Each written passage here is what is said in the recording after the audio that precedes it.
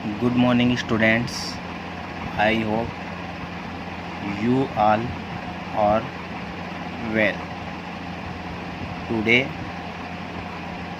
we are start our new chapter, third, Principles and Techniques of Management.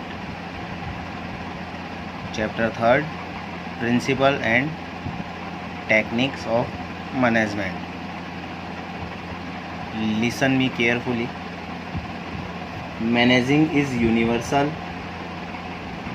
हमने इसको study किया था chapter first में. Managing is universal, important and useful in achieving desired and effective results. कि जो अपना management है वो यूनिवर्सल है. इससे हम अपने डिज़ायर्ड यानी इच्छित एंड इफ़ेक्टिव, और जो हमारी इच्छा थी वो इच्छित और प्रभावी जो रिज़ल्ट्स हैं वो अचीविंग कर सकते हैं. But the question comes in how effective management is done. यहाँ एक क्वेश्चन क्रिएट हो रहा है कि इफ़ेक्टिव मैनेजमेंट है उसको कैसे किया जा सकता है, डन कैसे होगा वो. How to create a good and effective manager. अच्छे और प्रभावशाली प्रबंधक कैसे बनाए जाएंगे. How to be educated trained. उनको कैसे पढ़ाया जाएगा, मतलब एजुकेटेड किया जाएगा एंड उनको ट्रेंड किया जाएगा. The question to these types of question is the principles of management. Since modern management has been established as a branch of science and knowledge and is moving forward toward the future profession, therefore there is some fundamental principle of management science. So, meanings of principle. On the basis of sufficient evidence. On the basis of sufficient evidence in the contents of a topic. कोई भी एक topic जिसके संदर्भ में, context मतलब संदर्भ होता है. On the base of sufficient evidence. Sufficient evidence के बेस पर कोई भी टॉपिक का जो कॉन्टेक्स्ट है. The opinion or idea fixed after the argument, which satisfies the test of time, experience and observation, is called theory or principle. Again, on the basis of sufficient evidence. Evidence सबूत होते हैं, तो sufficient evidence. On the base of sufficient evidence in the context of a topic, the opinion और idea fixed after the sufficient argument, which satisfied the test of time. जो समय के संदर्भ में संतुष्ट करते हो हमें. Experience and observation is called theory या प्रिंसिपल. एनी टॉपिक, कोई भी ऐसा टॉपिक जिसके कॉन्टेक्स्ट में सफिशेंट एविडेंस के बेस पर और सफिशेंट उस पर आर्ग्यूमेंट करने के बाद अगर कोई ओपिनियन और जो आइडियाज़ है वो फिक्स्ड किया जाता है, और जो सफिशेंट टेस्ट ऑफ टाइम,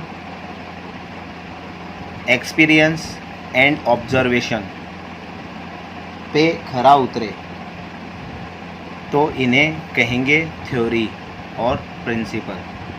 तो इन्हें सिद्धांत कहा जाएगा. Principle means those factors which explain relation between the cause and effect of any action. ऐसे तत्वों को हम प्रिंसिपल कहेंगे जो रिलेशन को एक्सप्लेन कर सके between cause and effect of any action. Okay जी, to be continue. According to Brech, a principle means a fundamental truth. A principle means a fundamental truth, आधारभूत सत्य, as the base of reasoning, a primary element, a general law. Simple language में इसको इन्होंने explain किया है according to विच कि principle क्या है। A principle means a fundamental truth as the base of reasoning, a principle element, a general law. कि कोई भी ऐसा आधारभूत सत्य है जो तर्क वितर्क और प्राथमिक इसके जो तत्व हैं और कोई सामान्य या जनरल कोई कानून है, ठीक है, ये प्रिंसिपल कहलाते हैं। ये क्या कहलाते हैं? प्रिंसिपल कहलाते हैं जी। अब आइए हम यहाँ पे बात कर रहे हैं प्रिंसिपल ऑफ मैनेजमेंट मीन्स। अभी हमने जो डिस्कस किया वो था प्रिंसिपल्स। अभी हमें डिस्कस कर रहे हैं प्रिंसिपल ऑफ मैनेजमेंट। इसका मीनिंग हम देखेंगे।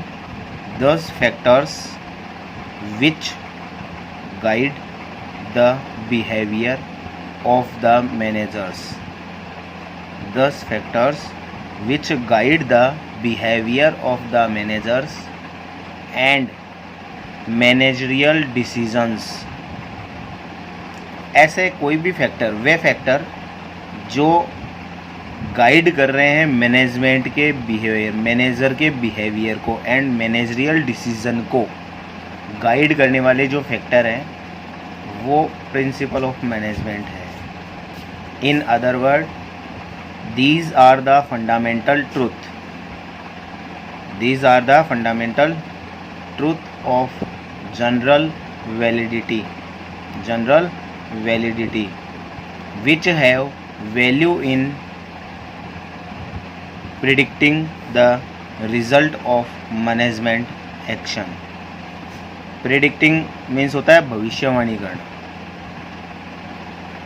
which have value in predicting the result of management action। Management जो एक्शन ले रहा है उसका क्या इफेक्ट होगा, इसकी जो भविष्यवाणी करने वाला तत्व है वो प्रिंसिपल ऑफ मैनेजमेंट है। इसको डेफिनेशन से एक्सप्लेन किया है according to Herbert G Hicks. According to Herbert G Hicks, principle of management are the guiding rules. Principle of management are the guiding rules और laws of for managerial actions. Principle of management क्या है? ऐसे guidance rules है या कानून है जो managerial action को गाइड कर रहे हैं। These are designed primarily to provide for better understanding for business circumstances. They are designed primarily to provide for better understanding for business circumstances and improving organizational performance. जी, ये हमने जाना principal of management क्या होता है। And next, the nature of management principles. जो principal of management है उसके nature क्या है उनको हम स्टडी करेंगे। The nature of management principles. First है गाइड्स, ये गाइडेंस कर रहे हैं, गाइड से गाइड का काम कर रहे हैं, तो इनका जो फर्स्ट नेचर है वो है गाइड्स जी। These serve as general guides for managerial behaviour, thought and action. These serve as general guides, ये देते हैं, जनरल गाइडेंस दे रहे हैं, जनरल गाइड्स कर रहे हैं for managerial behaviour, managerial behaviour and उनका जो थॉट है एंड उनका एक्शन, इन सब को मैनेजरियल बिहेवियर, उनकी थॉट एंड एक्शन को गाइड करने के लिए जो कुछ भी एलिमेंट्स, जो कोई भी तत्व है, जो कोई भी फंडामेंटल ट्रुथ हेल्पफुल होता है वो प्रिंसिपल है। तो ये गाइडेंस करते हैं, ये गाइड कर रहे हैं जी। एंड नेक्स्ट जो इसका नेचर है प्रिंसिपल ऑफ मैनेजमेंट का is universal. These are universal, हमने इसको पढ़ा भी है कि मैनेजमेंट इज़ यूनिवर्सल। याद है फर्स्ट चैप्टर में हमने पढ़ा था मैनेजमेंट है वो यूनिवर्सल है, तो उसी के according these are universal because can be applied in all types of organisation. ये यूनिवर्सल टाइप के होते हैं because can be applied in all types of organisation like business organisation and non business organisation. Okay, and third है dynamic. Dynamic होता है जो गतिशील होता है, dynamic. These are the dynamic, ये डायनेमिक नेचर के होते हैं because management is a social practice and human behaviour where in exact और static have no utility. These are the dynamic because management is a social practice and human behavior। सामाजिक अभ्यास और मानव व्यवहार है उसके से ये डायनेमिक है। वेयर इन एग्जैक्ट और स्टैटिक हैव नो यूटिलिटी, इनके बिना इसका कोई महत्व नहीं है। फोर्थ पॉइंट है इसका जो नेचर है fourth, fundamental truth. Fundamental truth आधारभूत सत्य। Management principles are fundamental truths because they are based on experience, reasoning and testing. जो प्रिंसिपल्स ऑफ मैनेजमेंट है वो फंडामेंटल ट्रूथ है because they are based on, ये आधारित है जो मैनेजर्स एक्सपीरियंस है, मैनेजरियल का एक्सपीरियंस है उस पर, रीजनिंग होता है तर्क वितर्क, एंड टेस्टिंग जो एग्ज़ाम वगैरह होती है, टेस्टिंग वगैरह है, उनके बेस पर ये क्रिएट होते हैं, बनाए जाते हैं। किन किन पे? Based on experience of managers, reasoning and testing. इसलिए कहा गया ये है fundamental truth. Fundamental truth, management principle are truth because they are based on experience, reasoning and testing. Next है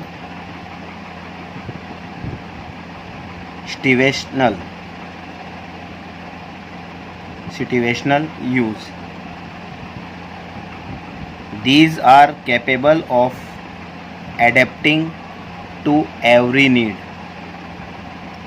ये जो प्रिंसिपल ऑफ मैनेजमेंट है जिनको हम स्टडी करेंगे बाद में वन बाय वन, वे कैपेबल होते हैं of adopting to every need. They can be modified in response to changing condition. Changing condition में जवाबदेह होते हैं. रेस्पॉन्स इनका होता है to changing condition. They are capable of adapting to every need. They can be modified in response to changing condition.